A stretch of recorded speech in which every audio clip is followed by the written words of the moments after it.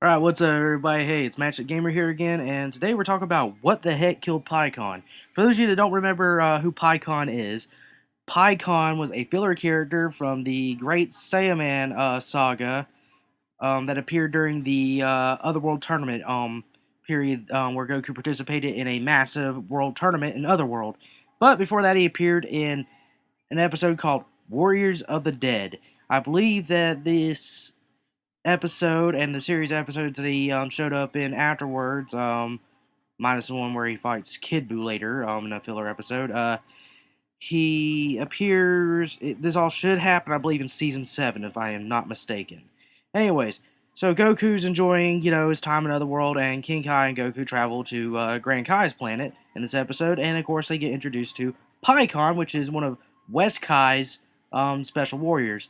Now, what we don't know is what the heck killed Pikkon or how long Pikkon's been dead. It wasn't really implied that he was like fresh off the chopping block. It was more so like he's possibly been there for a little bit, but we don't know exactly how long. Like, was he there for a year or was he there for 50 years, for example? We don't know. All we know is that he's been there for an untold amount of time, but it wasn't implied if it was extremely long or recent. That said, let's continue. So, what we know about Pikkon is he's extremely powerful. So much so, to use examples, Pikkon actually was able to fight against Goku in Super Saiyan, full power, and then Goku multiplies his power with Kaioken using quote-unquote Super Kaioken, and not a actual canon move that Goku's ever used, but we don't know how powerful the Super Kaioken is, what multiplier it is, but we can assume, at the very least, we can assume at most it was maybe the highest multiplier he's ever produced in base form, which was 20 times Kaioken. So the 50 times base power of Super Saiyan combined with a 20 times boost of Kaioken, Pikkon took that punch. Now, granted, he wouldn't die since he's already dead, though it's been implied a few times both in anime and manga that if you're dead in another world, somehow you can die again. Don't know exactly how, but it's been implied. So continuing from there, knowing how powerful he is, because I mean he took on the Ginyu Force minus Captain Ginyu, because Captain Ginyu's not dead; he's in the body of a frog. Took on Frieza, his father, and Cell, and and obviously had no issues. So again, the question that comes in: what the heck killed this guy? What was so freaking powerful that it killed him? Well, we have a few possible options that could potentially answer this question. Now, it depends on a few factors, granted. Now, option one is just a simple factor of if he's been there for a long time, that implies he's been there for a long time training and thus got stronger. So this would imply that maybe whenever he was alive, he was a hero, was protecting his planet from something or someone, and got killed. And then since he's been there so long and trained, he's obviously managed to catch up to Goku of that Goku's caliber of strength. Now we don't know how long he's been there if this is the case.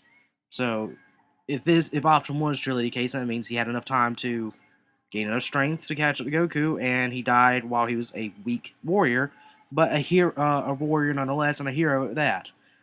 Option two: a disease or virus of some sort that killed him, and it wouldn't really matter if this was if this killed him on whenever he was weak or strong. I mean, either way, a virus is going to take it out. I mean, look at Goku. He got killed by a heart virus as a Super Saiyan.